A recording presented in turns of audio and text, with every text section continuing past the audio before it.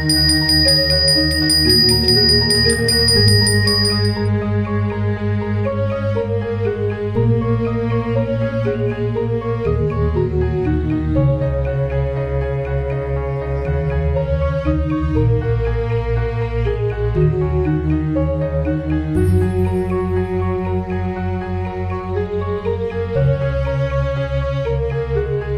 ini baru kita menyelesaikan metode tuning Noisen untuk Kadegang Latihan di bulan Februari tanggal 15.